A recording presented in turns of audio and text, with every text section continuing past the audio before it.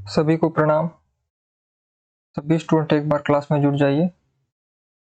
हमारी क्लास शुरू हो चुकी है। एक बार सभी स्टूडेंट कमेंट कीजिए क्लास में, जितने भी स्टूडेंट लाइव आ चुके हैं। ठीक है। पिंकी जी सुप्रभात। सुप्रभात सभी को, सुप्रभात सभी को, गुड मॉर्निंग। तो कल हमने तुलसीदास को पढ़ा था, तो तुलसीदास के आगे जो हम आज पढ़ेंगे, और आज प्रकरण 4 जो है समाप्त करके प्रकरण 5 की तरफ बढ़ जाएंगे। ठीक है। तो हमारा प्रकरण 4 चल रहा है, किसका? भक्ति काल का। तो हम 4 खत्म करके 5 की तरफ बढ़ जाएंगे आज, और छठा प्रकरण हमारा अंतिम प्रकरण है भक्ति काल का। तो कितने प्रकरण है? आदि काल में कितने प्रकरण है? कमेंट कीजिए, आदि काल में कितने और भक्ति काल में कितने प्रकरण?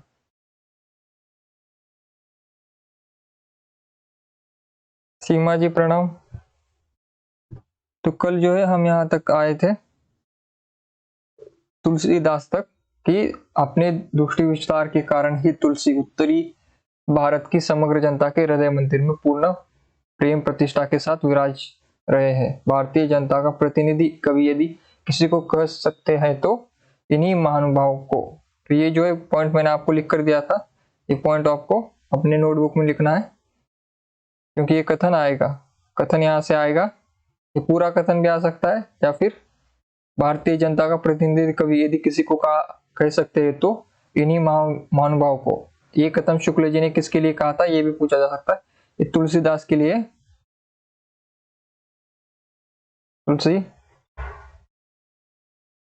तुलसी के लिए शुक्ल।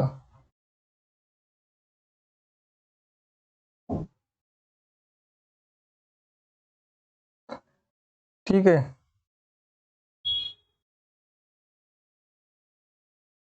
गोस्वामी जी के पीछे भी कई लोगों ने रामायण लिखी, पर वे गोस्वामी जी की रचनाओं के सामने प्रसिद्धि न प्राप्त कर सकी। ऐसा जान पड़ता है कि गोस्वामी जी की प्रतिभा का प्रखर प्रकाश 150 वर्ष तक ऐसा छाया रहा कि राम भक्ति की और रचनाएं उसके सामने ठहर न सकी।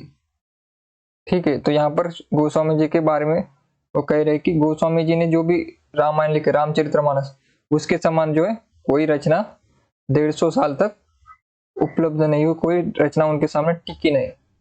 और ये भी फैक्ट है कि आज भी जो है, आज तक भी रामचरितमानस जितनी प्रसिद्ध काव्य, महाकाव्य किसी ने लिखा नहीं है। और हिंदी का भी देखिए सबसे ज्यादा, अगर आप यूट्यूब पर भी देखिए, सबसे ज्यादा देखा गया वीडियो क्या है?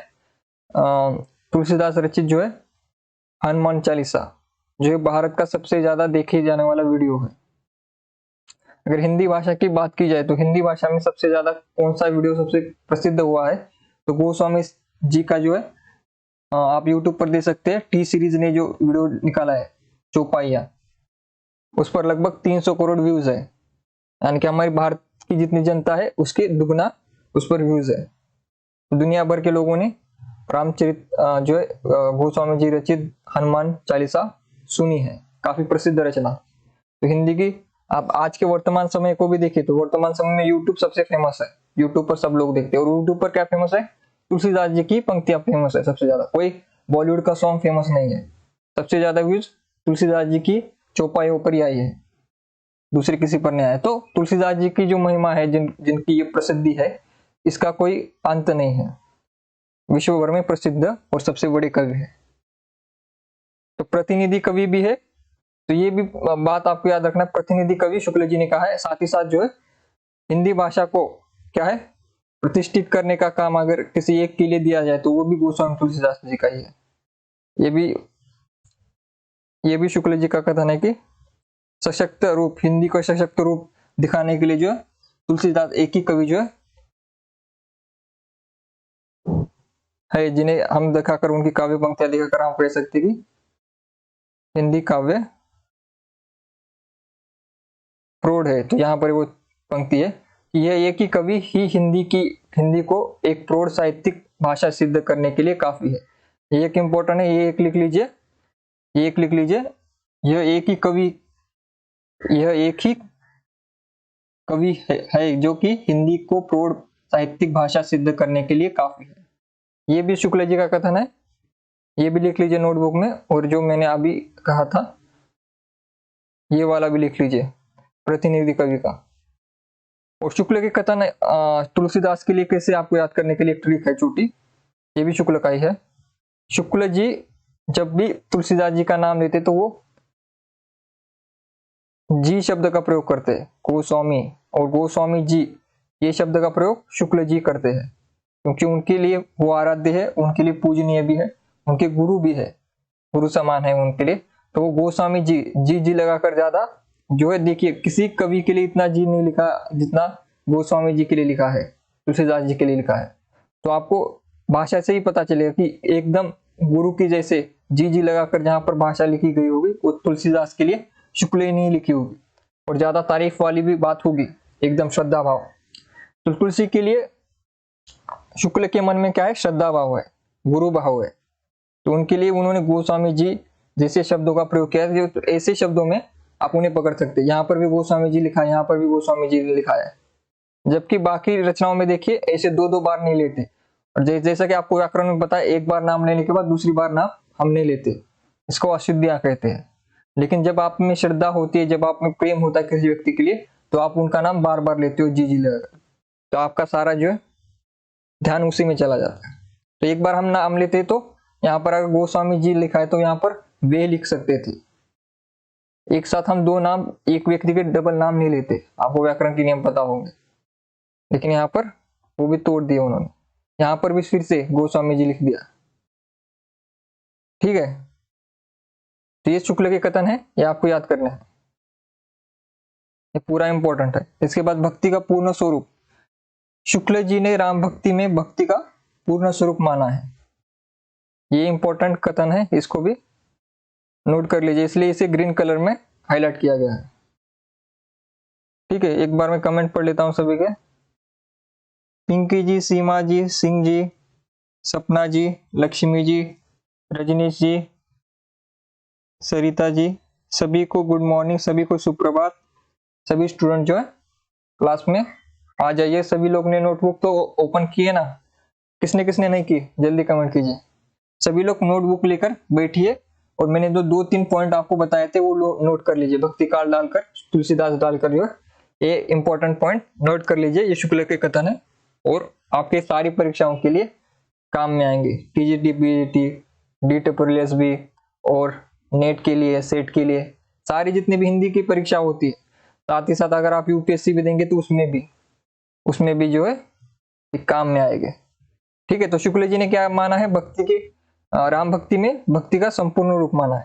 तो इसका अर्थ क्या है कि अगर हम भक्ति करते हैं तो भक्ति सबसे उच्च कोटि की भक्ति कौन सी है, राम भक्ति है। शुक्ल के अनुसार उच्च कोटि की भक्ति कौन सी है, राम भक्ति। अगर हम राम भक्ति करते हैं तो हमारे पास भक्ति के संपूर्ण रूप को हमने ग्रहण कर लिया, फिर संपूर्ण रूप को हम देख सकते हैं। सशक्त रूप भक्ति का कौन सा रूप है, राम भक्ति। किसका कथन है ये, शुक्ल का कथन है। तो यहाँ पर याद रखना केवल शुक्ल ने कहा है, ठीक है, सबका मानना नहीं है, केवल शुक्ल का मानना है कि भक्ति का संपूर्ण रूप किसमें हमें मिलता है, पूर्ण रूप किसमें मिलता है, राम भक्ति में। क्यों मिलता है, राम भक्ति में ज्ञान है, श्रद्धा है और भक्ति है, सभी का मिला जुला रूप आपको मिलता है, उसमें नीति भी है।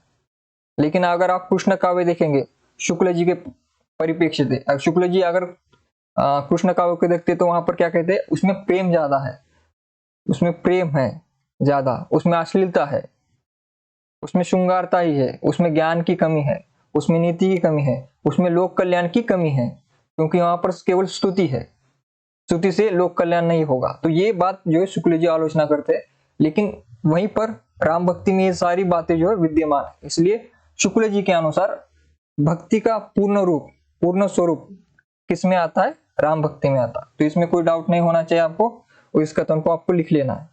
प्रेम और श्रद्धा अर्थात पूज्य बुद्धि दोनों के मेल से भक्ति की निष्पत्ति होती है। श्रद्धा धर्म की अनुगामिनी है, जहां धर्म का स्फुरण दिखाई पड़ता है वहीं श्रद्धा टिकती है। तो श्रद्धा किसकी, धर्म की अनुगामिनी है, यानी कि उसके साथ चलती है, उसकी सहचरनी है, जैसे पति के साथ पत्नी चलती है, तो उसी के वैसे ही धर्म के श्रद्धा चलती है।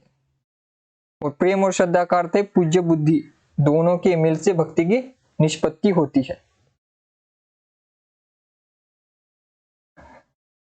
अगर आप में प्रेम और श्रद्धा दोनों है तो आपके जो है भक्ति निष्पत्ति होगी। यानी कि भक्ति करने के लिए हमें क्या लगता है, भक्ति का फॉर्मूला क्या है, शुक्ल जी क्या कहते हैं, भक्ति इज इक्वल टू क्या है, प्रेम प्लस श्रद्धा।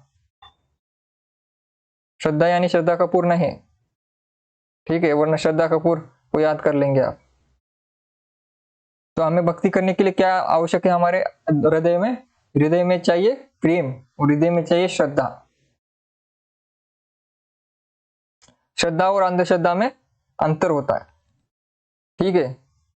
किसी की भक्ति में आपको अंधविश्वास या फिर अंधश्रद्धा नहीं करनी, आप में श्रद्धा हो लेकिन अंधश्रद्धा ना हो।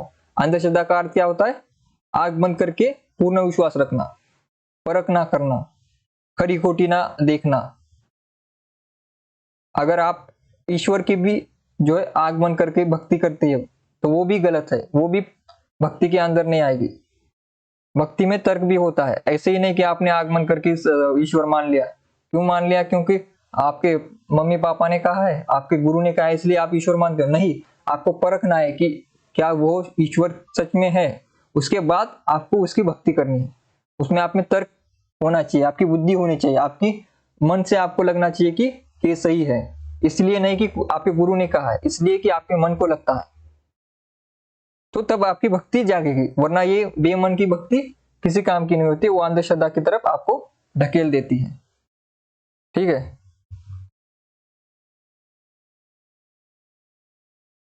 और यहाँ पर आगे कहते कि जहां पर धर्म होगा वहां पर क्या टिकेगी, श्रद्धा टिकेगी। धर्म ब्रह्म के सत्स्वरूप की व्यक्त प्रवृत्ति है, उस स्वरूप की क्रियात्मक अभिव्यक्ति है जिसका आभास अखिल विश्व की स्थिति में मिलता है। पूर्ण भक्ति व्यक्त जगत के बीच सत्य की इस सर्वशक्तिमयी प्रवृत्ति के उदय का, धर्म की इस मंगलमयी ज्योति के स्फुरन का साक्षात्कार चाहता रहता है। इसी ज्योति के प्रकाश में सत्य के अनंत रूप सौंदर्य की भी मनोहर झांकी उसे मिलती है। तो यहाँ पर शुक्ल जी धर्म के बारे में कह रहे हैं।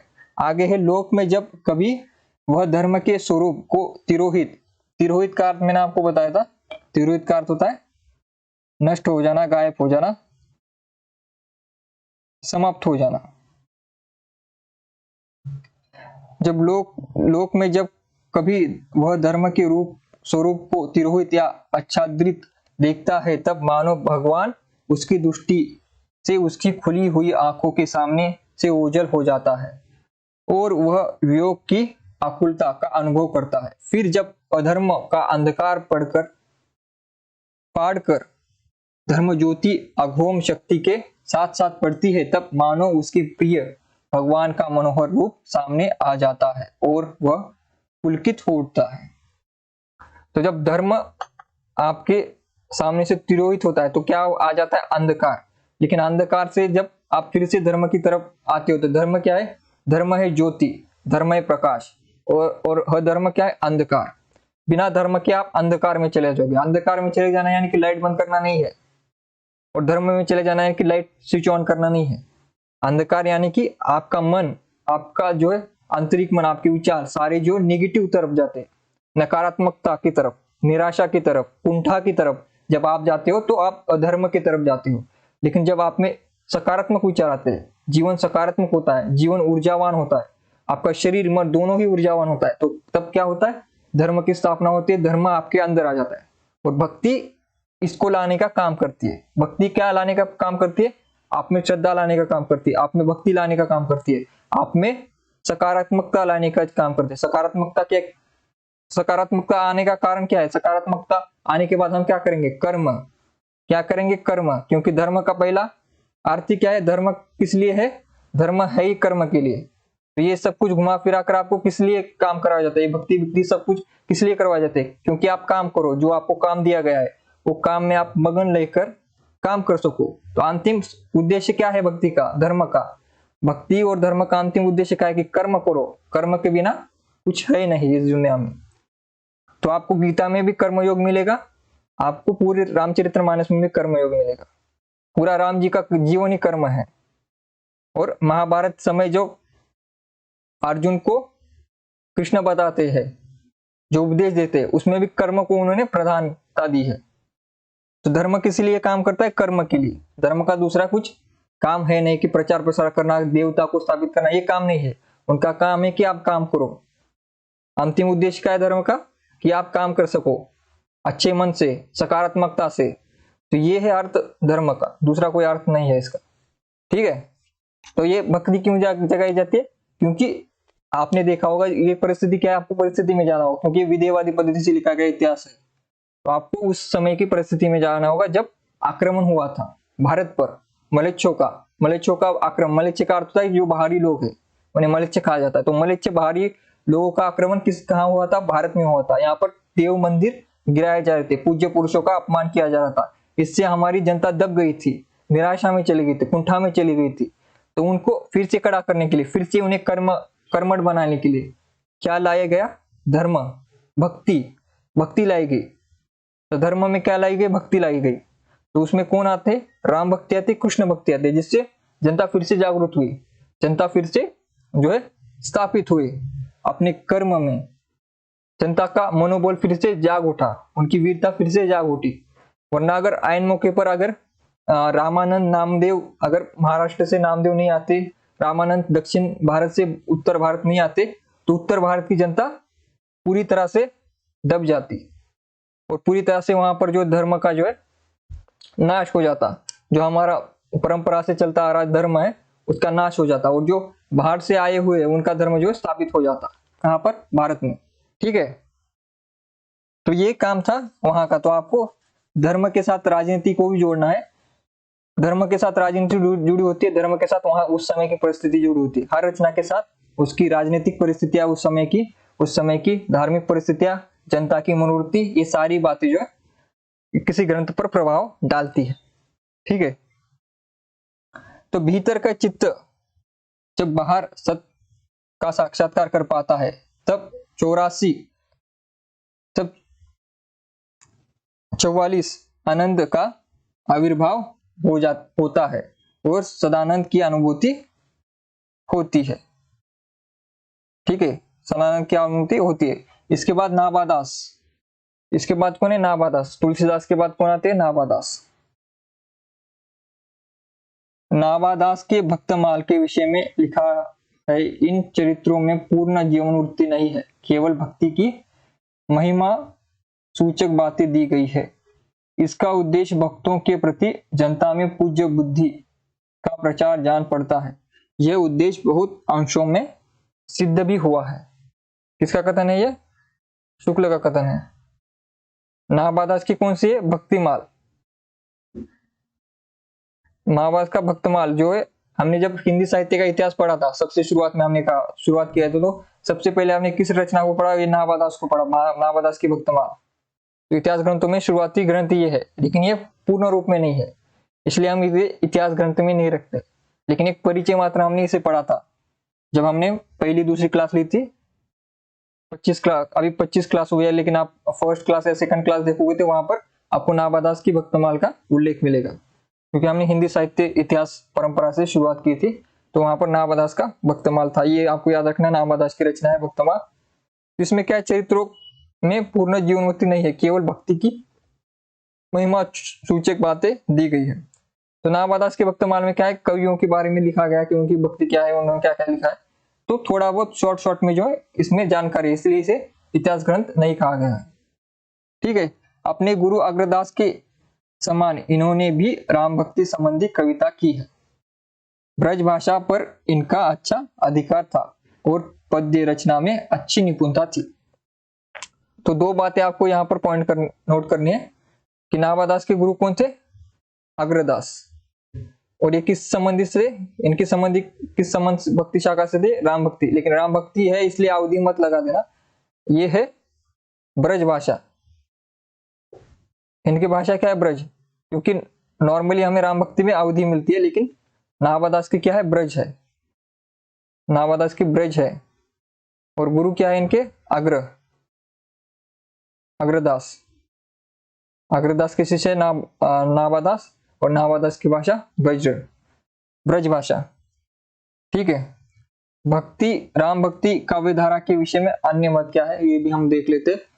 राम भक्ति काव्य धारा की सबसे बड़ी विशेषता यह है कि उसमें सब प्रकार की रचनाएं हुई। उसके द्वारा कई प्रकार की रचना पद्धतियों को उत्तेजना मिली। कृष्णोपासी कवियों ने मुक्तक की एक विशेष अंग गीत काव्य की ही पूर्ति की, पर रामचरित्र को लेकर अच्छे अच्छे प्रबंध काव्य रचे गए हैं। तो यहाँ पर शुक्ल जी कहते हैं कि राम भक्ति जो है वो काव्य में अलग अलग प्रकार से विद्यमान रही, लेकिन जहां पर हम कृष्ण भक्ति देखते हैं वो एक सीमित रही, मुक्तक की गीति काव्य में जो है सीमित रही। लेकिन यहाँ पर प्रबंध काव्य लिखे गए। प्रबंध काव्य के दो प्रकार मैंने आपको बताए थे। प्रबंध काव्य के दो प्रकार क्या है? एक है महाकाव्य, एक क्या है महाकाव्य, दूसरा क्या है खंड काव्य। पहला क्या है? महाकाव्य, दूसरा है खंड काव्य।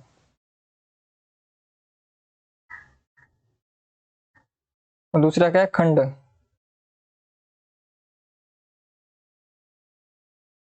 महाकाव्य क्या होता है? किसी एक चरित्र का जीवन से मृत्यु तक पूरा वर्णन किया जाए तो वो महाकाव्य में आता है। और किसी एक चरित्र का केवल एक खंड लिया जाए, एक भाग लिया जाए, जैसे समझ लीजिए कि उसका जीवन 100 साल का है, उसमें से 10 साल जो कि उसने कर्म किए, अच्छे कर्म किए या फिर इंपॉर्टेंट थे, उसी साल को लिया गया तो वो खंड काव्य बन जाएगा।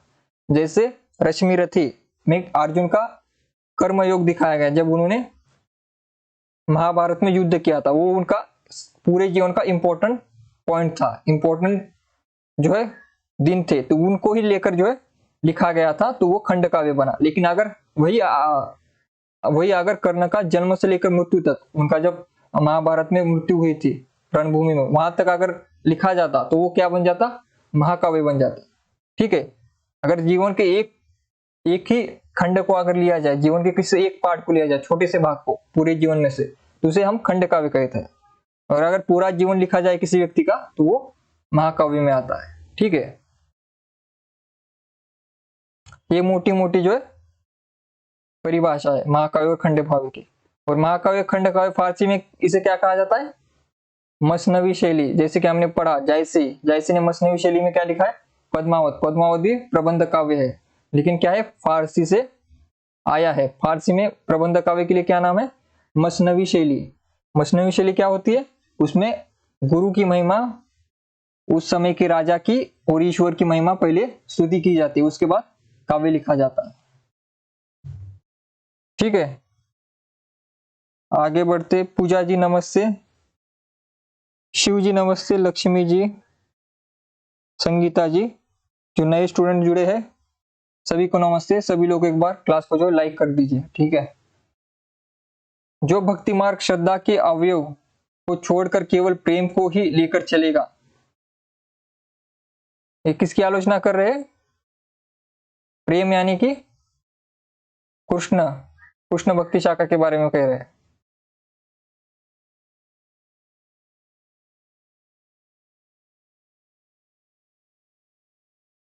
जो भक्ति मार्ग श्रद्धा के अवयव को छोड़कर केवल प्रेम को ही लेकर चलेगा, धर्म से उसका लगाव न रह जाएगा। तो यहाँ पर किसकी आलोचना हो रही है? कृष्ण भक्ति शाखा की। वह एक प्रकार से अधूरा रहेगा। श्रृंगार उपासना, माधुर्य भाव आदि की ओर उसका झुकाव हो जाएगा और धीरे धीरे उसमें गुह्य रहस्य आदि का भी समावेश होगा। तो श्रृंगार उपासना, माधुर्य भाव किसमें है? कृष्ण भक्ति में है। यहाँ पर सीधे सीधे वो कृष्ण भक्ति का नाम ना लेकर जो है उसकी आलोचना कर रहे हैं। ठीक है। परिणाम यह होगा कि भक्ति के बहाने विलासिता और इंद्रिया शक्ति की स्थापना होगी। तो शुक्ल जी क्या कहते हैं? इस प्रकार का काव्य जो विलासिता की तरफ ले जाएगा, कहां ले जाएगा? विकृत की तरफ ले जाएगा। ठीक है। कृष्ण भक्त सूरदास जी की श्रृंगारी रचना का कुछ अनुकरण गोस्वामी जी की गीतावली के उत्तरकांड में दिखाई पड़ता है। ये बात हमने पहले भी जानी है कि गीतावली की रचना गोस्वामी जी ने किसके अनुकरण में किए सूरदास जी के सूरसागर, उससे जो कॉपी पेस्ट वहां पर हुआ है। जहां पर कृष्ण है श्याम की जगह राम हुआ है, ठीक है। तो गीतावली के उत्तरकांड में दिखाई पड़ता है, पर वह केवल आनंद उत्सव तक रह गया है। आनंद उत्सव में क्या है कि वहां पर अयोध्या में जो राम जी जो है होली खेलते हैं, फिर उनके जो नागरिक है उनके साथ जो है उत्सव मनाते हैं। ये सारी बातें जो आपको कृष्ण काव्य में दिखेगी, तो वही कृष्ण काव्य का उन्होंने गोस्वामी जी ने जो वही स्टोरी को यहाँ पर राम काव्य में भी ऐड किया है। उत्तरकांड में आनंद उत्सव को दिखाया गया है, किस प्रकार से जो है अयोध्या में आनंद उत्सव मनाया जा रहा है, किस प्रकार से जो है उत्सव मनाया जा रहा है, होली खेली जा रही है, या फिर बाकी जो भी उत्सव है वो मनाया जा रहा है, ठीक है। तो कहां पर मनाए जा रहे थे? सरयू के पास। सरयू क्या है? सरयू नदी है। कहां पर है? अयोध्या, अयोध्या नगरी में, ठीक है। कृष्ण भक्ति शाखा कृष्ण भगवान के धर्म स्वरूप को लोक रक्षक और लोक रंजक रूप को छोड़कर केवल मधुर स्वरूप और प्रेम लक्षणा भक्ति की सामग्री लेकर चली। इससे धर्म सौंदर्य के आकर्षण से वह दूर पड़ गई। तुलसीदास जी ने भक्ति को अपने पूर्ण रूप में श्रद्धा प्रेम समन्वित रूप में सबके सामने रखा और धर्म या सदाचार को उसका नित्य लक्षणा निर्धारित किया। तो ठीक है, यहाँ पर शुक्ल जी का पॉइंट क्या है?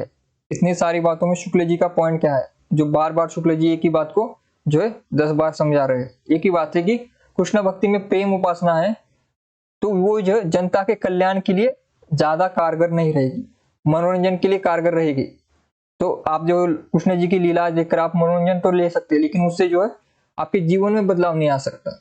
लेकिन वहीं पर जो है तुलसीदास जी ने जो रामचरितमानस लिखा है, उसमें जो राम जी का चरित्र है, बाकी लोगों का चरित्र है, जो जीवन दर्शन से जोड़ता है, आपको जीवन में अच्छे काम कर्मों से जोड़ता है, आपको जीवन कैसा जीना है, आदर्श जीवन क्या है, इसके बारे में जानकारी देता है। तो ये शुक्ल जी का कहना है कि तुलसीदास जी की रामचरितमानस जो है ज्यादा कारगर रहेगी, ज्यादा जनता के लिए उपयोगी रहेगी बाकी काव्यों से, ठीक है।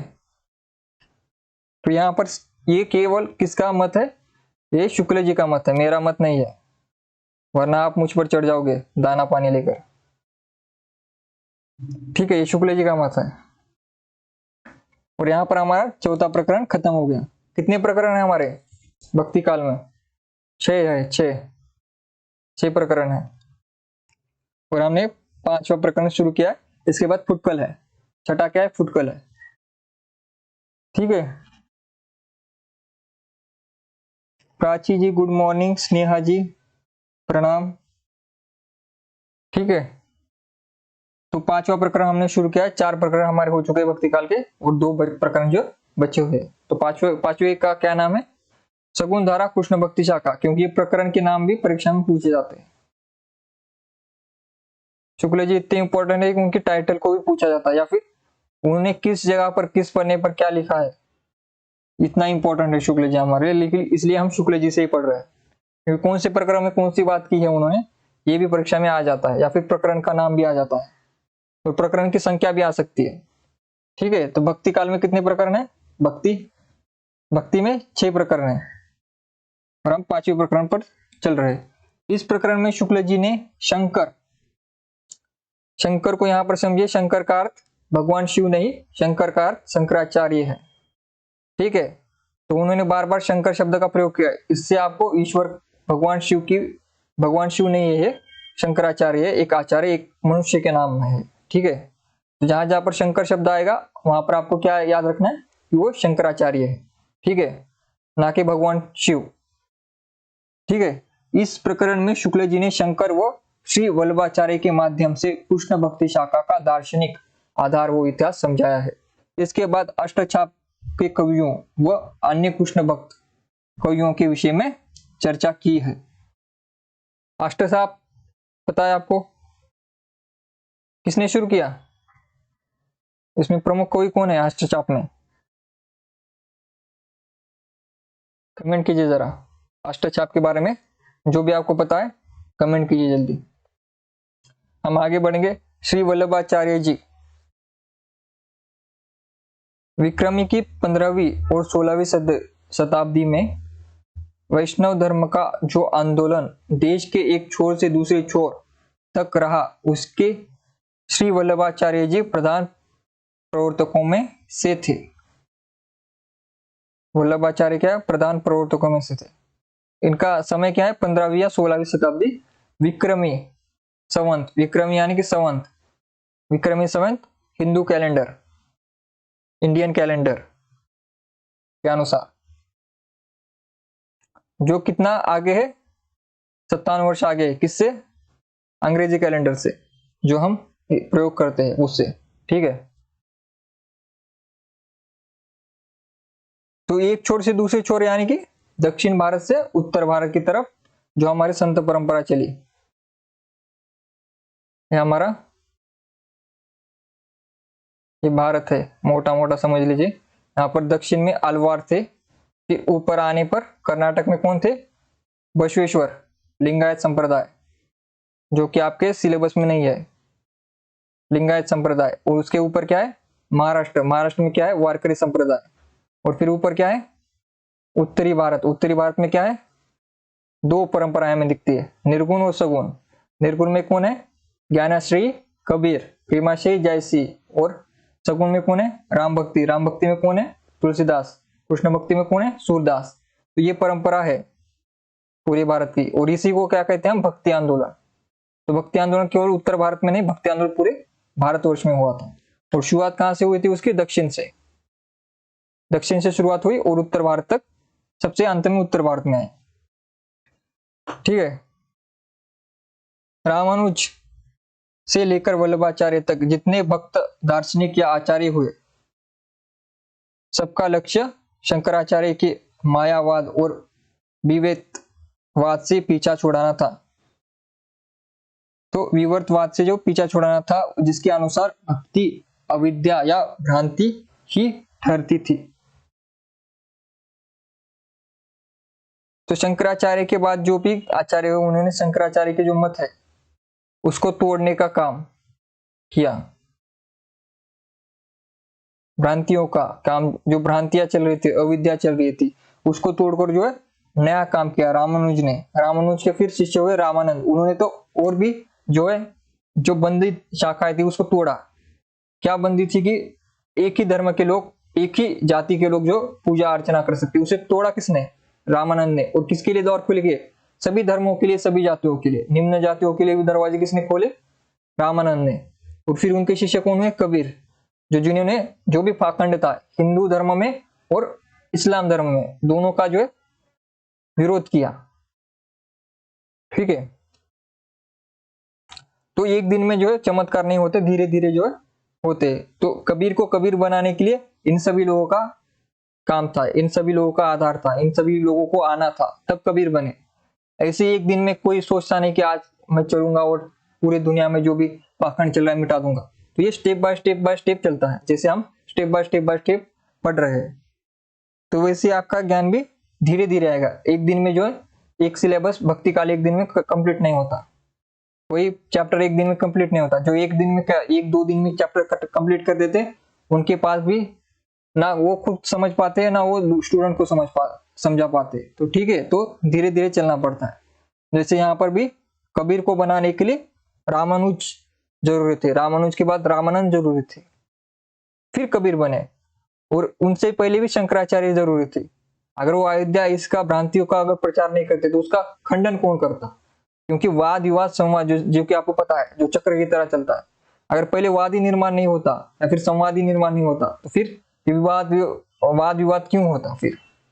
तो शंकराचार्य ना जन्मते तो कबीर भी ना होते, कबीर ना होते, कबीर भी नॉर्मल होते। तो शंकराचार्य, रामानुज, रामानंद, ये सभी लोगों का आना जरूरी था कबीर को कबीर बनाने के लिए। तो इस दुनिया में जो बुरे लोग होते उनका भी अस्तित्व इंपॉर्टेंट है, जिससे अच्छे लोग अच्छे बन पाए, ठीक है। तो इस दुनिया में बुरे लोगों का भी कुछ काम होता है आने का। अगर बुरे ना हो तो अच्छी की परख कैसे करोगे आप। अगर घर में कचरा ना हो तो आप सफाई किसकी करोगे। तो ये सारी बातें होती है। तो उसको हम छोड़ के हम आगे बढ़ते सिलेबस की तरफ। शंकर यानी कि शंकराचार्य, शंकर ने केवल निरुपाधि निर्गुण ब्रह्म की ही परमार्थिक सत्ता स्वीकार की थी। वल्लभ ने ब्रह्म में सब धर्म माने। सारी सृष्टि को उन्होंने लीला के लिए ब्रह्म की आत्मकृति कहा। अपने अपने को अंश रूप जीवों में बिखराना ब्रह्म की लीला मात्र है। तो शंकर ने केवल निरुपाधि निर्गुण ब्रह्म की ही पारमार्थिक सत्ता स्वीकार की। तो शंकर ने क्या किया है? शंकराचार्य का कौन सा वाद है?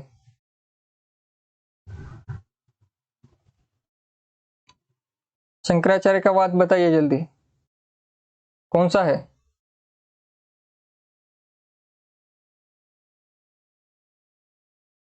प्रतिमा जी नमस्ते, गुड मॉर्निंग। शंकराचार्य का कौन सा है? कौन सा सिद्धांत है, कौन सा वाद है? जल्दी बताइए।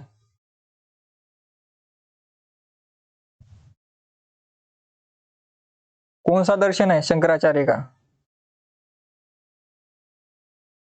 मैंने आपको पढ़ाया था, जल्दी उत्तर दीजिए। शंकराचार्य का क्या है? भूल गए? हमने पढ़ाया था, याद करवाया था शंकर से। शंकर क्या है? भगवान शंकर से याद किया था सभी ने।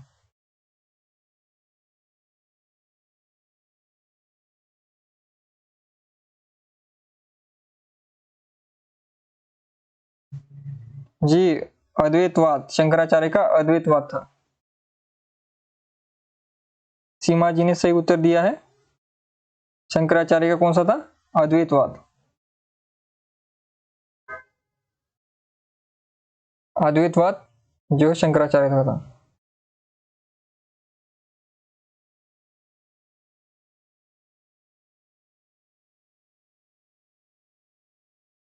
अद्वैत दर्शन, शंकर यानी कि शंकराचार्य, शंकर यानी कि भगवान शंकर नहीं।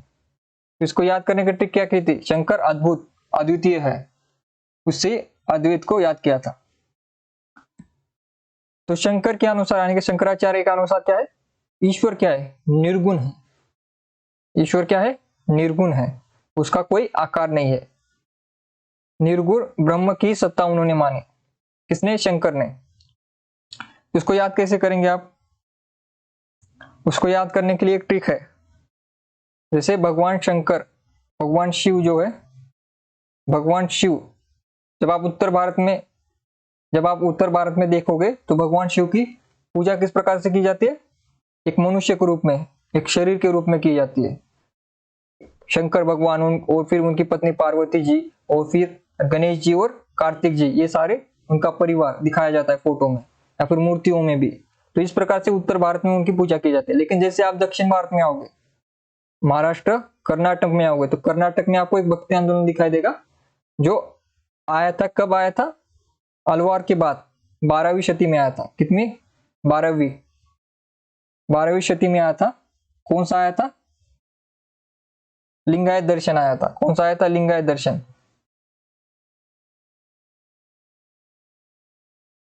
लिंगायत दर्शन में क्या है? भगवान शिव को जो है निराकार रूप में, निर्गुण रूप में जो है पूजा की जाती है, निर्गुण। तो भगवान शिव को निर्गुण निराकार रूप में पूजा की जाती है। कहां पर? महाराष्ट्र के जो कर्नाटक साइड है, कर्नाटक महाराष्ट्र, यहाँ पर महाराष्ट्र, पूरे महाराष्ट्र में नहीं, महाराष्ट्र का जो कर्नाटक से बॉर्डर लगा हुआ है, यानी कि मराठवाड़ा का जो बॉर्डर है, वहां पर जो लिंगायत संप्रदाय रहता है वो भगवान शिव को किस रूप में पूजा करता है? उसकी निर्गुण रूप में, निर्गुण निराकार रूप में। एक बार मैं आपको एक तस्वीर दिखा देता हूं भगवान शिव की निर्गुण रूप की।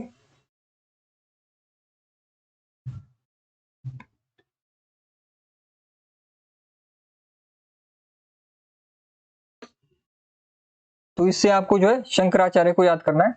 शंकराचार्य क्या थे? निर्गुण को मानने वाले थे, निर्गुण निराकार ईश्वर को। किस ईश्वर को मानते थे वो? निर्गुण निराकार को।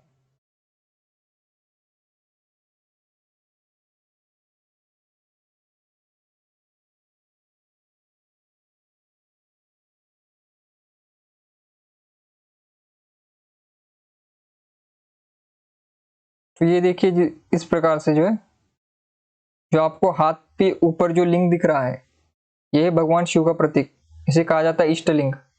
और इस प्रकार से जो भगवान शिव की पूजा की जाती है कर्नाटक में। ये भगवान शिव का प्रतीक है। ये शिव प्रतीक किसका है? निर्गुण निराकार ईश्वर का, निर्गुण रूप है किसका? शिव का। और ये प्रतीक क्या है? ये ब्रह्मांड का प्रतीक है, गैलेक्सी का।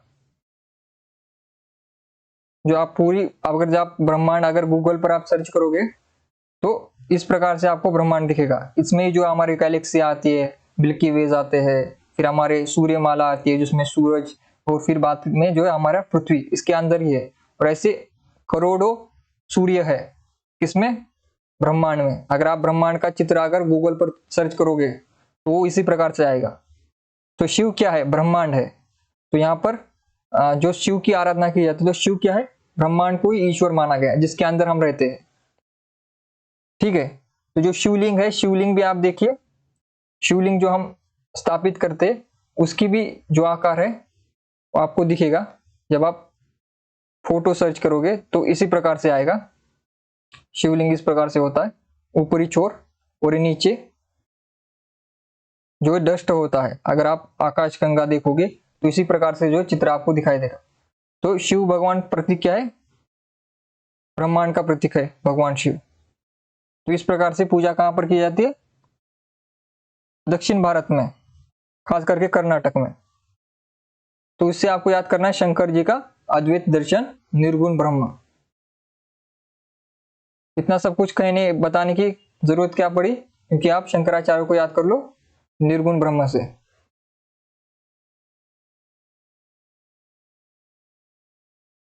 तो शंकर भगवान का जो एक रूप है निर्गुण रूप, तो यहां पर भी निर्गुण ब्रह्म की परम सत्ता किसने मानी है?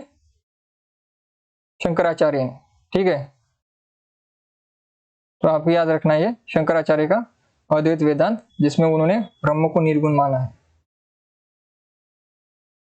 लेकिन जो शंकराचार्य का जो अभी जो बताया लिंगायत धर्म से कोई संबंध नहीं है। लेकिन ये सब आपको ट्रिक को याद करने के लिए मैंने बताया था। ठीक है।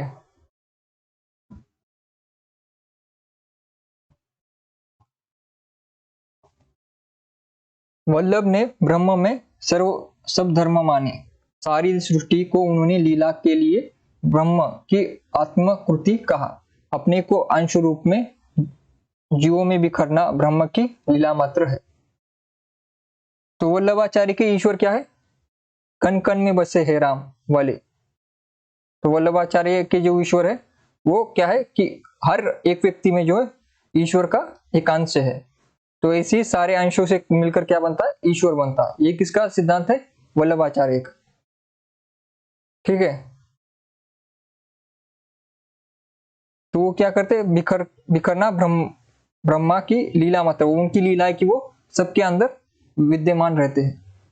शंकर के निर्गुण को ही ब्रह्म का परमार्थिक या असली रूप कहा। ठीक है। 44 कहा था, 44 था जो ओ और सगुण को व्यवहारिक या माइक। वल्लभाचार्य ने बात उलटकर सगुण रूप को ही असली परमार्थिक रूप बताया और निर्गुण को उसका अंशतः तिरोहित रूप कहा। तो वल्लभाचार्य क्या उल्टा है? वल्लभाचार्य क्या सगुण उपासक है। सगुण कौन है? सगुण कौन है? वल्लभ है। और निर्गुण कौन है? शंकर है। शंकर यानी कि शंकराचार्य। शंकराचार्य का मत क्या है? ईश्वर निर्गुण है, उसका आकार ही नहीं है। लेकिन वल्लभाचार्य क्या कहते हैं कि ईश्वर सगुण है और हमारी आत्मा में, हमारे शरीर में विद्यमान रहते हैं। ईश्वर सभी जीवों में है और वो सगुण रूप में है। ठीक है। भक्ति की साधना के लिए वल्लभ ने उसके श्रद्धा के अवयव को छोड़कर जो महत्व की भावना में मग्न करता है, केवल प्रेम लिया। प्रेम लक्षणा भक्ति ही उन्होंने ग्रहण की। तो वल्लभाचार्य ने किसे छोड़ दिया है? श्रद्धा को छोड़ दिया। श्रद्धा के बिना जो है भक्ति पंगु हो जाती है। और लिया क्या? केवल प्रेम लिया। क्यों लिया? क्योंकि एक किस में आते हैं वल्लभाचार्य? कृष्ण भक्ति में। कृष्ण भक्ति में क्या है? प्रमुख, कृष्ण भक्ति में प्रेम प्रमुख है। तो कृष्ण भक्ति के कवि है, आचार्य है। तो इसमें तो कृष्ण भक्ति के है तो उनमें आएगा भी क्या, प्रेम आएगा। प्रेम लक्षणा भक्ति ही उन्होंने ग्रहण की है, श्रद्धा को छोड़कर प्रेम लक्षणा को ही ग्रहण किया है। 84 वैष्णव की वार्ता में सूरदास की एक वार्ता के अंतर्गत प्रेम को ही मुख्य और श्रद्धा या पूज्य बुद्धि को ही अनुवांशिक या सहायक कहा गया है। तो सूरदास की एक वार्ता में आता है, इसमें 84 वैष्णव की वार्ता, किसकी रचना है ये, जल्दी बताइए। 84 वैष्णव की वार्ता किसकी रचना है? उसमें 84 वैष्णव की वार्ता में अलग अलग जो है वैष्णव संप्रदाय के कवियों की बातें की गई, उसमें एक सूरदास की भी बात की गई। सूरदास की वार्ता में क्या लिखा गया कि इसके अंतर्गत प्रेम को मुख्य कहा गया है और श्रद्धा और पूज्य बुद्धि को क्या कहा गया, सहायक कहा गया। यानी कि प्रमुख क्या है, कृष्ण भक्ति में प्रेम सबसे ऊपर है, प्रेम के बाद आती है बुद्धि, प्रेम के बाद आता है श्रद्धा। ठीक है, बुद्धि का ही अर्थ क्या है, श्रद्धा प्लस ज्ञान, बुद्धि यानी कि ज्ञान। ज्ञान और श्रद्धा को क्या है, सहायक माना है, लेकिन प्रमुख किसको माना है, प्रेम को। प्रेम सबसे ऊपर है, फिर है श्रद्धा, फिर है ज्ञान। ठीक है, लेकिन आपको राम काव्य में क्या मिलेगा, श्रद्धा, ज्ञान और प्रेम यानी कि भक्ति, ये तीनों साथ में मिलेंगे आपको। इसलिए शुक्ल जी उसे ज्यादा अच्छा काव्य मानते हैं इसके मुकाबले। ठीक है, दार्शनिक पीठिका क्या है इनकी, अक्षर ब्रह्म अपनी आविर्भाव तिरोभाव की अचिंत्य शक्ति से जगत के रूप में परिणित भी होता है और उसके परे भी रहता है। वह अपने सतचित्त और आनंद इन तीनों स्वरूपों का आविर्भाव और तिरोभाव करता है। ठीक है,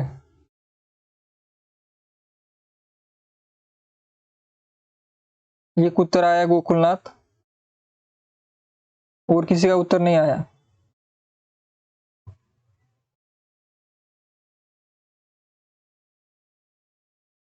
चौरासी वैष्णव की वार्ता किसकी है, गोकुलनाथ की। सीमा जी का जो है ध्यान कक्षा में दिख रहा है मुझे, तो ये किसकी है रचना, गोकुल की, गोकुलनाथ।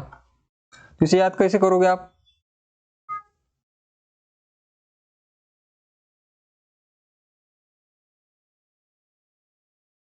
याद करना आसान है। वैष्णव को, वैष्णव में क्या है, वैष्णव यानी कि विष्णु, और भगवान विष्णु के अवतार कौन है, कृष्ण, क्योंकि वैष्णव एक किसमें आता है, कृष्ण भक्ति शाखा में आता है। और कृष्ण कहाँ के थे, गोकुल के थे ना, कृष्ण कहाँ के थे, गोकुल के थे। तो 84 वैष्णव की वार्ता कहाँ की होगी, गोकुलनाथ की होगी। ऐसे आपको टिक बनाकर याद करना है, गोकुलनाथ वैष्णव, 84 वैष्णव, वैष्णव यानी विष्णु, विष्णु भगवान के अवतार कृष्ण, और कृष्ण की नगरी गोकुल। तो ऐसे आपको याद करके रखना है। ठीक है,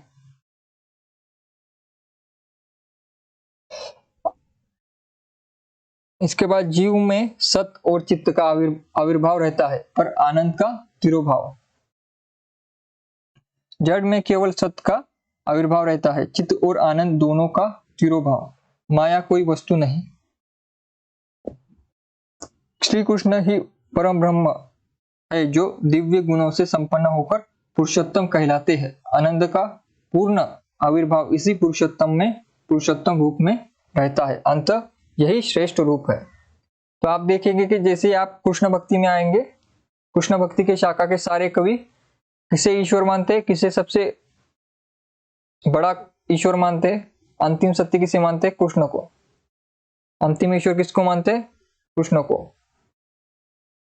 ठीक है, क्योंकि हम कृष्ण भक्ति शाखा पढ़ रहे हैं, इसलिए यहाँ पर कृष्ण भगवान ही परम सत्ता है, परम ब्रह्म है, परम ईश्वर है।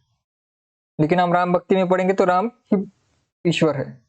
ठीक है, और निर्गुण में पढ़ेंगे तो जिसका कोई आकार नहीं है वही ईश्वर है, और ईश्वर एक ही है। निर्गुण में क्या है, ईश्वर एक ही है और उसका आकार नहीं है। पुरुषोत्तम कृष्ण की सब लीलाएं नित्य है।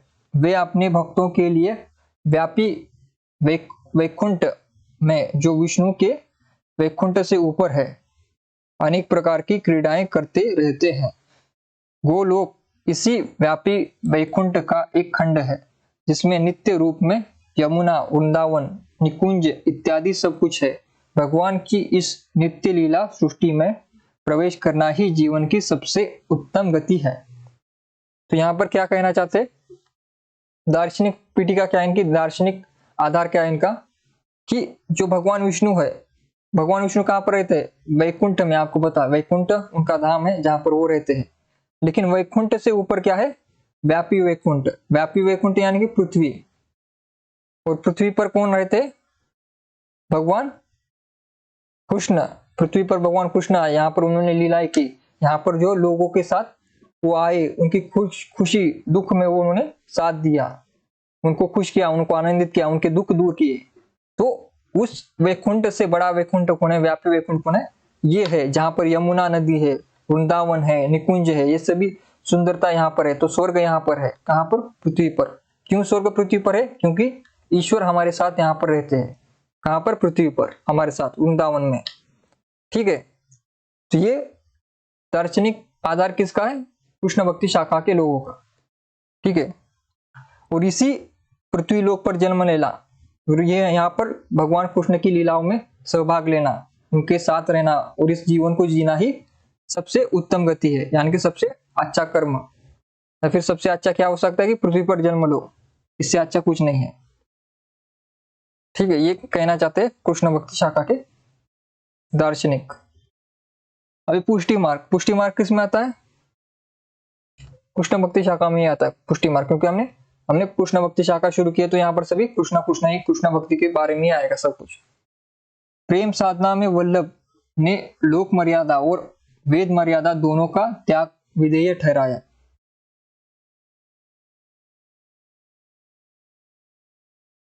इस प्रेम लक्षणा भक्ति की और जीव की प्रवृत्ति तभी होती है तब भगवान का अनुग्रह होता है, जिसे पोषण या पुष्टि कहते हैं। पुष्टि का अर्थ क्या है, पोषण। पुष्टि माने पोषण। पोषण क्या होता है, जैसे माँ आपका पोषण करते है, पालती है, आपको खाना खिलाती है, तो उसे पोषण कहा जाता है। इसी से वल्लभाचार्य जी ने अपने मार्ग का नाम पुष्टि मार्ग रखा। पुष्टि मार्ग का अर्थ क्या है, पोषण, यानी कि भगवान श्री कृष्ण हमारा पोषण करते हैं, हमारा ख्याल रखते हैं, हमारी रक्षा करते हैं। तो इसी से उन्होंने पुष्टि मार्ग किसने शुरू किया है, वल्लभाचार्य। वल्लभाचार्य का क्या है, पुष्टि मार्ग। वल्लभाचार्य ने कौन सा पंथ खड़ा किया, पुष्टि मार्ग।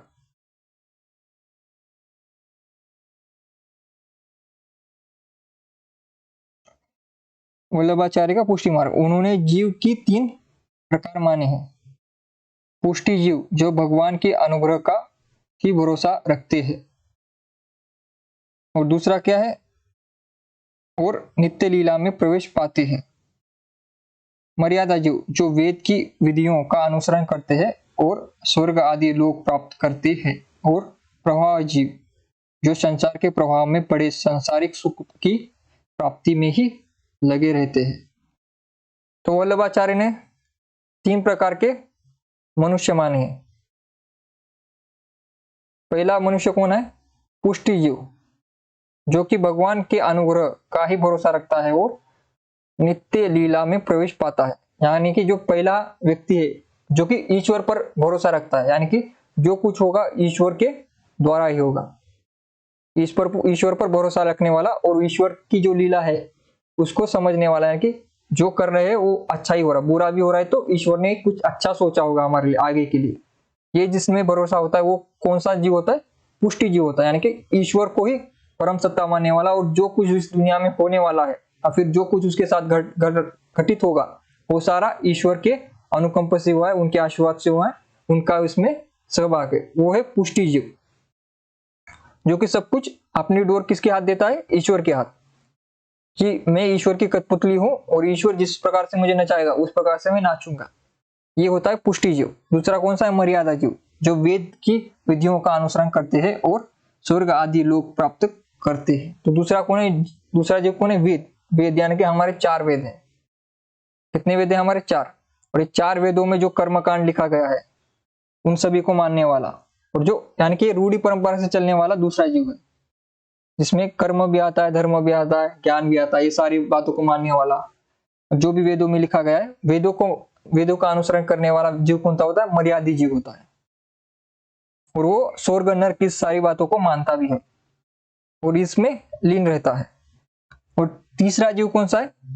तीसरा जीव है जो जीवन में भोग करने के लिए आया है, यानी कि उसे ईश्वर विश्वर से कुछ लेना देना नहीं है। यानी कि 4 बज गए लेकिन पार्टी अभी बाकी है वाला जीव प्रभावी जीव होता है, जो कि यहाँ की सुखों के लिए जो है इसी सुख को, इसी जीवन को अंतिम सत्य मानता है। वो ईश्वर भक्ति इसको छोड़कर जो है आज जो सुख मिल रहा है भौतिक सुख, तो भौतिकवादी कौन होते हैं? प्रभावी जीव, जो कि भौतिक सुख क्या होता है? इस पृथ्वी पर जो सुख है, यानी कि घर बंगला गाड़ी ऐशो आराम ये सब करना जिस जीव का काम होता है वो प्रभावी जीव होता है। इस 3 प्रकार की जीव जो है इसने माने वल्लभाचार्य। ठीक है। राजनीतिक सामाजिक परिस्थितियां, उस समय की राजनीतिक और सामाजिक परिस्थितियां क्या थी इसे हम जानेंगे। ठीक है। पुष्टि जीव, मर्यादा जीव और प्रवाही जीव आपको पता चल गया। पुष्टि जीव यानी कि जो ईश्वर को ही मानता है, ईश्वर के हाथ अपनी डोर थमा देता है, वो पुष्टि जीव है। मर्यादा जीव वह है जो कि वेदों को मानता है। और प्रभावी जीव जो है वो किसी को भी नहीं मानता, वो मस्त मौलाना है। जो पार्टी, यानी कि जैसे कि हनी सिंह का एक गाना है 4 बज गए लेकिन पार्टी अभी बाकी है, वो वाले जो लोग होते हैं उन्हें प्रभावी जीव कहा जाता है। जो संसार के माया जाल में फंसे हुए हैं, यहाँ के मुंह में फंसे हुए, उनको स्वर्ग नहीं जाना, उनको मुक्ति नहीं चाहिए, उनकी मुक्ति यहीं पर है। उनको यहीं पर रात में शराब पिला दो, उनको मुक्ति मिल जाएगी यहाँ पर। तो वो है प्रभावी जीव, मतवाले जीव। ठीक है। तो आज भी हम देखेंगे इन 3 टाइप के लोग आज भी दिखाई देते हैं आपको। ये जो है इंसान के 3 टाइप है, और जो वल्लभाचार्य ने लिखा है आज भी जो है ये 3 टाइप के लोग आपको दिखाई देंगे आपके आसपास।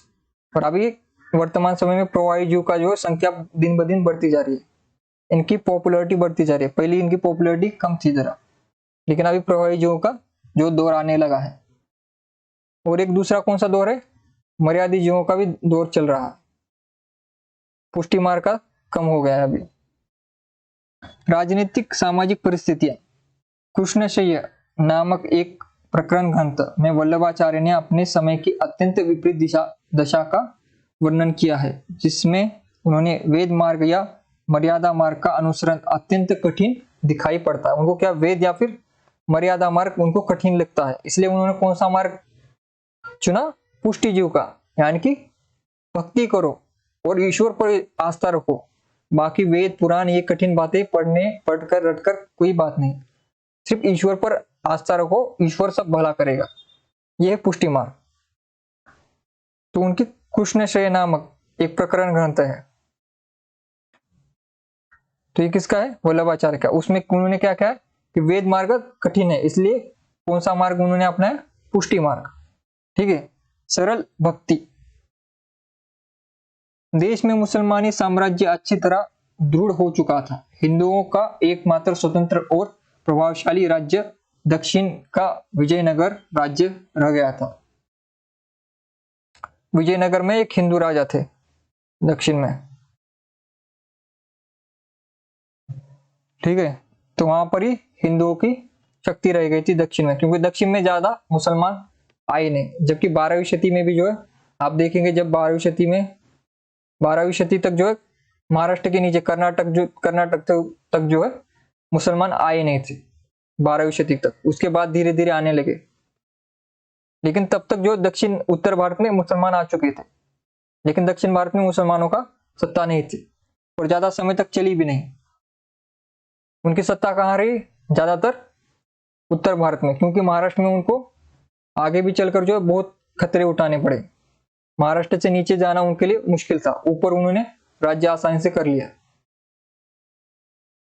पर बहमनी सुल्तानों के पड़ोस में रहने के कारण उसके दिन भी गिने हुए दिखाई पड़ते हैं।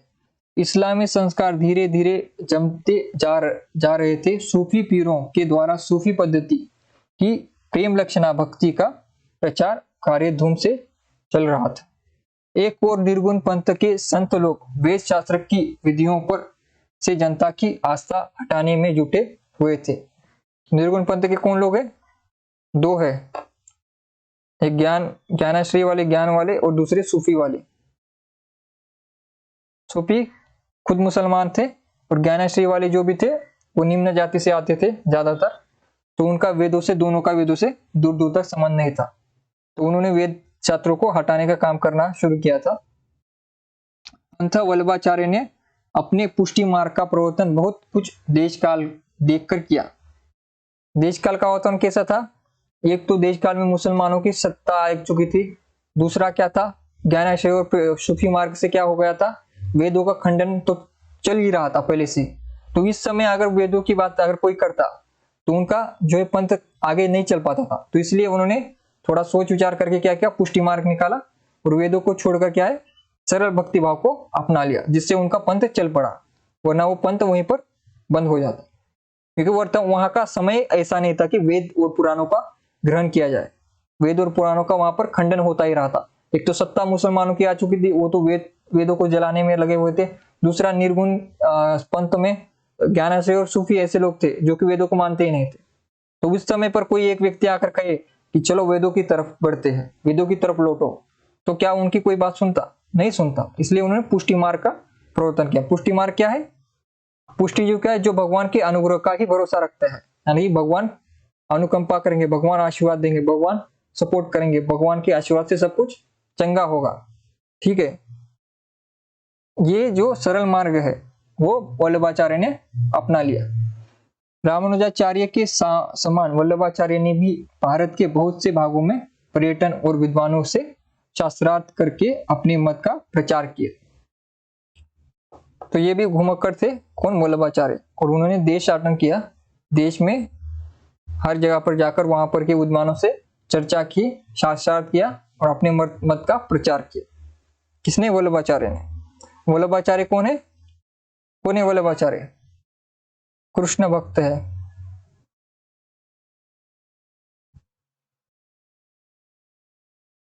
कृष्ण भक्त है वल्लभाचार्य। वल्लभ संप्रदाय की उपासना पद्धति, ये जो हम कल से पढ़ेंगे, ठीक है, क्योंकि आज का समय हो गया है, तो ये दो बातें कल से हम वल्लभ संप्रदाय की उपासना पद्धति पढ़ेंगे। किसी को आज के जो भी हमने आज पढ़ा, हमने आज क्या पढ़ा है? कृष्ण भक्ति शाखा को शुरू किया है हमने, राम भक्ति शाखा को खत्म किया है। तो इसमें आज किसी को कोई डाउट हो तो पूछिए। जैसे हमने क्या है, तुलसीदास को थोड़ा सा परिचय में पढ़ा, तुलसीदास के कथन हमने याद किया कि भारतीय जनता का प्रतिनिधि कवि कौन है? तुलसीदास। किसने कहा है? शुक्ल जी ने। फिर शुक्ल जी ने क्या है कहा है? राम भक्ति का पूर्ण स्वरूप माना जा सकता है। ठीक है, ये सब बताया। और भक्ति में क्या होनी चाहिए? प्रेम और श्रद्धा होनी चाहिए और पूज्य बुद्धि होनी चाहिए उसमें। श्रद्धा अर्थात पूज्य बुद्धि यानी कि ज्ञान, इस सबको जो है उन्होंने माना है। तो इसके बाद हमने नावादास को पढ़ा। नावादास भक्तमाल है, ठीक है, नावादास की भक्तमाल, जो कि नावादास किसके शिष्य हुए? अग्रदास के। एक किस में आती है? राम भक्ति शाखा में आते हैं। नावादास की भाषा क्या है? ब्रज है। ये पढ़ा। फिर हमने भक्ति, राम भक्ति काव्यधारा के विषय में अन्य मत पढ़े, ठीक है। और इसके बाद हमने सगुन धारा का कृष्ण भक्ति शाखा शुरू की, और उसमें सबसे प्रमुख पहले कवि कौन है? पहले आचार्य कौन है? वल्लभाचार्य। वल्लभाचार्य प्रमुख है और इनका क्या है? पुष्टि मार्ग है इनका। उन्होंने किसकी स्थापना की? पुष्टि मार्ग की। और शंकर का जो विचार था, शंकर क्या थे? शंकराचार्य क्या थे? अद्वैतवाद वाले, यानी कि निर्गुण निराकार को मानने वाले। लेकिन वल्लभाचार्य क्या है? सगुण है, वो सगुण ईश्वर को मानते और उस ईश्वर की लीला को मानते, और ईश्वर क्या है? कण कण में व्यापी है, इसको मानते। तो शंकराचार्य निर्गुण है और वल्लभाचार्य उनके उलट सगुण है। ठीक है, ये सब हमने देखा। और इसमें हमने कृष्ण भक्ति शाखा का क्या है मेन पॉइंट क्या है कृष्ण भक्ति शाखा के, कि प्रेम को उन्होंने सबसे ऊपर रखा है और ज्ञान और श्रद्धा को उन्होंने क्या है? सहायक बताया। श्रद्धा और बुद्धि को सहायक बताया, लेकिन प्रमुख क्या है? बुद्धि। नहीं, प्रमुख क्या है? प्रेम, प्रमुख प्रेम है, और श्रद्धा और बुद्धि गौण है। दार्शनिक पाठ क्या है इनका? इनका दार्शनिक पाठ है कि दार्शनिक पीठिका ये है कि कृष्ण ही परम ब्रह्म है, परम सत्ता किसकी है? भगवान कृष्ण की, और वो व्यापी वैकुंठ में रहते हैं, यानी कि पृथ्वी पर, वहां पर जो है यमुना है, वृंदावन, जहाँ पर वो अपने सखियों के साथ, अपने जो है गोकुल के ग्वालों के साथ रहते हैं, वहां पर उनके सुख दुख में सहयोग करते हैं। तो यहीं पर स्वर्ग है, और स्वर्ग कहाँ पर है? जहाँ पर ईश्वर है। ईश्वर कहाँ पर है? पृथ्वी पर। तो वो जो विष्णु भगवान का वैकुंठ है, उससे बड़ा वैकुंठ कहाँ है? पृथ्वी पर है, क्योंकि यहाँ पर कृष्ण भगवान रहते हैं। ऐसा किसका मानना है? कृष्ण भक्ति शाखा के कवियों का, आचार्यों का। और इसके बाद पुष्टि मार्ग का अर्थ होता है पोषण, पुष्टिकार पोषण, और इसकी शुरुआत किसने की? वल्लभाचार्य ने। और उन्होंने 3 जीव माने। पहला जीव है पुष्टि जीव, दूसरा है मर्यादा जीव, और तीसरा प्रवाही जीव। पुष्टि जीव यानी कि ईश्वर को मानने वाला, ईश्वर के जो भी काम है, जो भी काम होंगे ईश्वर की अनुकंपा से हुए, ये मानने वाला पुष्टि जीव होता है। मर्यादा जीव वो होता है जो कि वेदों को मानता है, वेद कर्मकांड इस सबको मानता है, वो मर्यादा जीव है। और तीसरा जीव है प्रवाही जीव, जो कि इन सभी को नहीं मानता, मस्त मौलाना रहता है। ठीक है, ये 3 जीव किसने माने हैं? वल्लभाचार्य ने। और राजनीतिक परिस्थिति क्या थी कि उस समय मुसलमानों का राज्य हो चुका था, दूसरी तरफ निर्गुण के लोग जो है ज्ञानाश्रय और प्रेमाश्रय वेदों का खंडन कर रहे थे, और मुस्लिम राज्य था, इसी कारण से जो उन्होंने वेदों को ना ग्रहण करते हुए सरल साधना पद्धति का मार्ग चुना और पुष्टि मार्ग निकाला। पुष्टि मार्ग यानी कि भगवान कृष्ण को पाने का सीधा मार्ग। इसमें वेद पुराण पढ़ने की आपको कोई जरूरत नहीं, आपको सिर्फ भक्ति करनी है, सिर्फ जो है कृष्ण जी का नाम लेना है, उसी में जो आपका काम हो जाएगा। ठीक है, तो ये किसने दिया? वल्लभाचार्य ने दिया।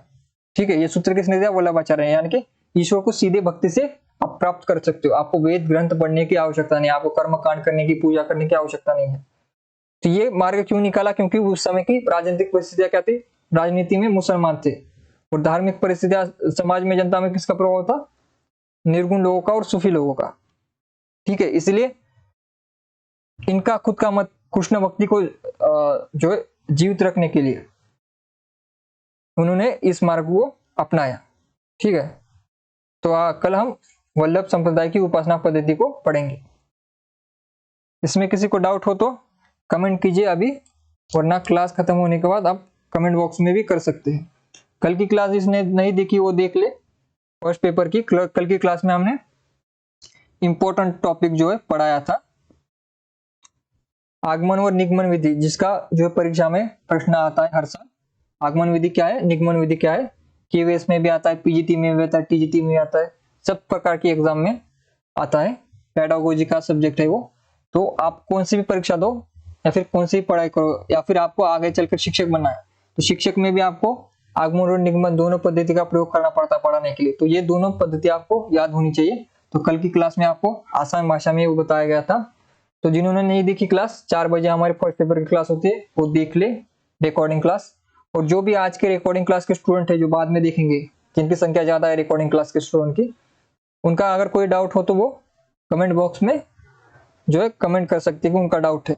या फिर जो भी स्टूडेंट जो है रिकॉर्डिंग क्लास देखते हैं, वो एक बार जो है कमेंट करे कि मैं रिकॉर्डिंग क्लास का स्टूडेंट हूँ, जिससे आपका मुझे नाम पता चले कि कौन से स्टूडेंट हमारे हैं जो कि रिकॉर्डिंग क्लास देखते हैं।